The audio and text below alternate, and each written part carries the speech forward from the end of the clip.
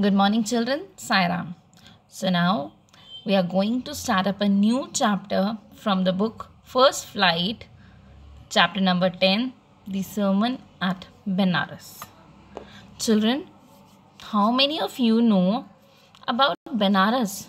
How many of you are aware about the beautiful holy place of Benares? Do you know that Benares is famous for one particular thing? Can any one of you tell that what is Benares famous for actually? Children, it is told that Benares is the one of the holy pilgrimages where the Hindu religion, or you can say the people who are following the Hindu religion, they actually experience an innate peace and tranquility. So now what we are going to discuss about Benares, let's go ahead. But can you, before moving ahead with the discussion of Benares and the story, can you see this picture on the screen, children? And can you recollect or co-connect with these pictures? Hopefully, maybe yes and maybe no. Okay, before moving ahead, just let's have a look on the new words and their meanings. First, chanced upon, that is, came across by chance. Enlightenment, a state of high spiritual knowledge.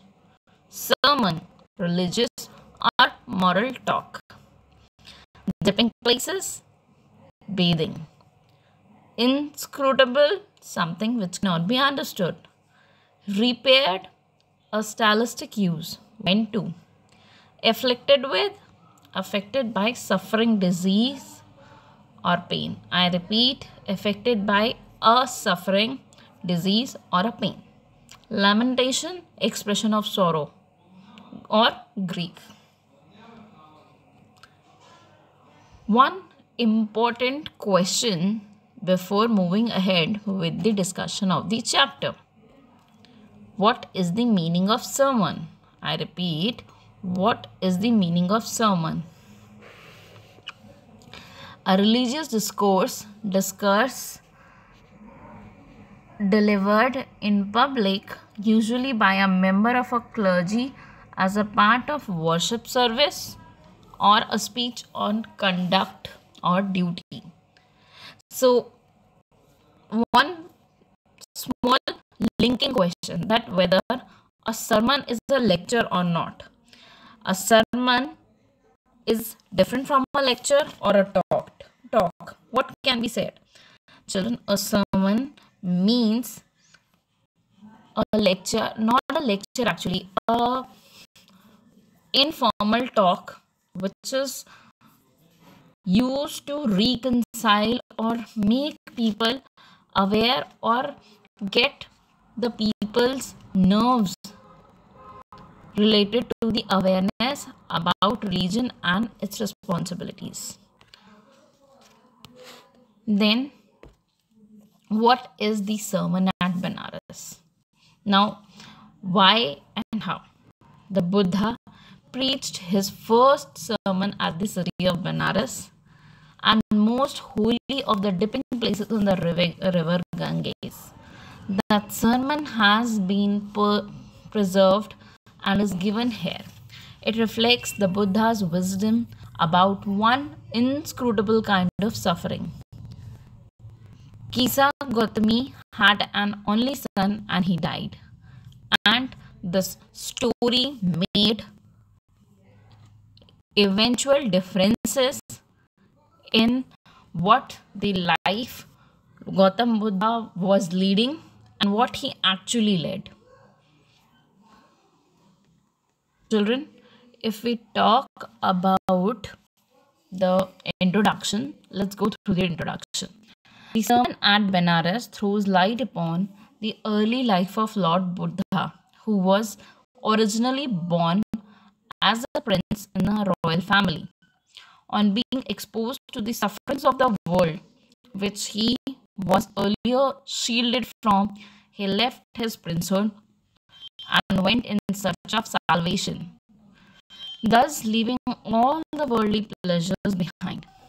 Upon attaining spiritual awakening, he gave his first sermon in the city of Benares, hereby making a lady named Kisa Gautami realize that men are mortal and a wise person should not grieve at what is bound to happen, for it only enhances pain and suffering. The story is about a moral lesson which Gautam Buddha gave to a woman, Kisa Gautami, and to the sensitive nature which she had towards the sufferings of a man. At a very young age, he gave up all worldly pleasures to seek enlightenment. He actually recounseled, or you can say counseled, Kisa Gautami, who actually came in tears to Gautam Buddha on the demise of her son. After the demise means death of her son. She wanted Buddha to give her some medicine for her son. But Buddha advised her to go and collect a handful of mustard seeds from a house where no one had lost child, husband, parent, or friend. When Gautami could not get such a house, she understood the secret of life and death, the very meaning of Buddha's words. In such a condition, it was very difficult for the lady to cope up with her situations when she lost her son. But when, on Buddha's advice, she went house to house, she realized what was the real fact of life. Okay. So children, before moving to the discussion and explanation, let's switch to the NCERT book for a quick reading. Okay. Chapter number 10, the sermon at Benares. Gautam Buddha, 563 BC to 483 BC, began life as a prince named Siddhartha Gautama in northern India. At 12, he was sent away for schooling in the Hindu sacred scriptures, and 4 years later, he returned home to marry a princess. They had a son and lived for 10 years as befitted royalty.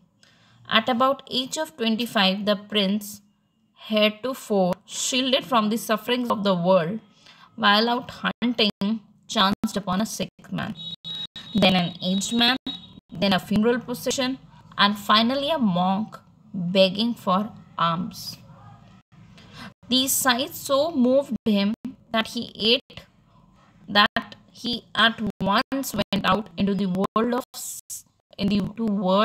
of no luxury but only enlightenment, concerning the sorrows for 7 years, and finally sat down under a peepal tree, where he vowed to stay until enlightenment came. Enlightened after 7 years, 7 days, he renamed the tree the Bodhi tree, that is, the tree of wisdom, and began to teach and to share his new understandings.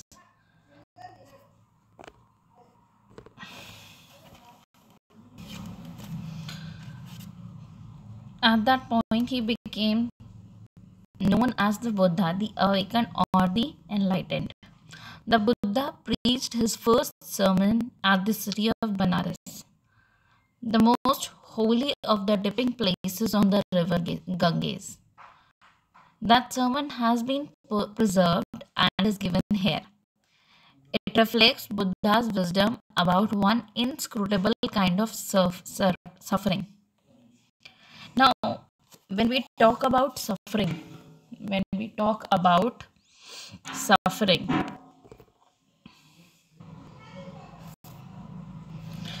According to Lord Buddha, life was mortal. When we actually take a chance of Kisa Gautami, if we take the instance of Kisa Gautami, he had Kisa Gautami had an only son and he died. This grief she carried, and this grief was very heavy. I mean, there was no solution, there was no medicine, there was no solution to her grief and pain. She carried the dead child to all her neighbors, asking them for medicine. And the people said that she has lost her senses as the boy is dead.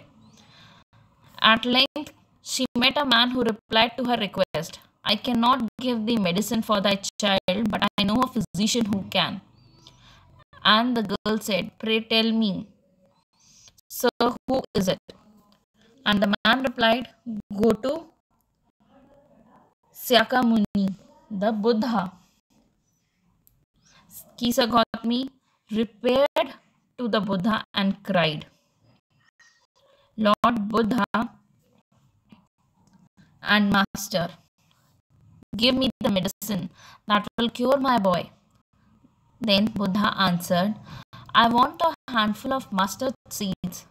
And when the girl in her joy promised to procure it, the Buddha added, the mustard seeds heard about the demand of Lord Buddha, she jumped out of joy that Buddha will cure her child just with a handful of mustard seeds. But the only condition that Lord Buddha kept in front of her was the mustard seeds must be taken from a house where no one has lost a child, husband, parent, or friend.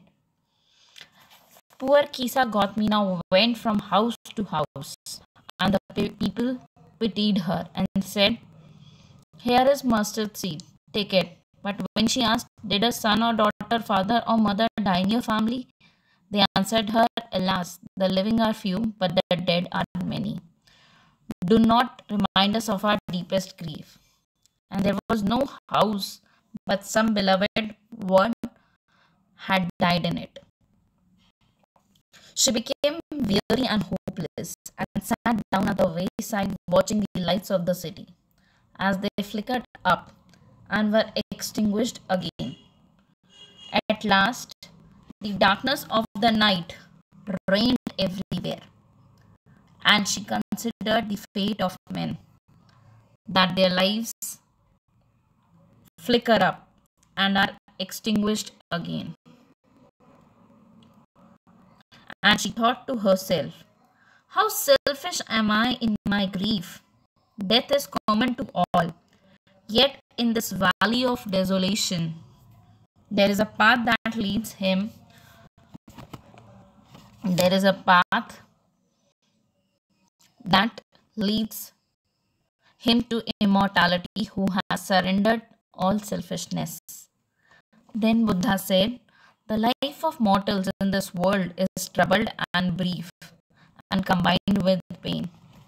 For there is no means by which those that have been born can avoid dying. After reaching an old age, death is specific. According to Buddha, the life of mortals is troubled because they have not made peace with the fact that the one who is born must rest eternally. There is no way a living being can avoid facing death. Just like a ripe fruit is more prone to falling, an aged mortal is bound to die. Just like all earthen vessels break at some point, so do men. Whether old or young, foolish or wise, death leaves none. If we are talking about old mud vessels, what happens? The potter creates it with full care.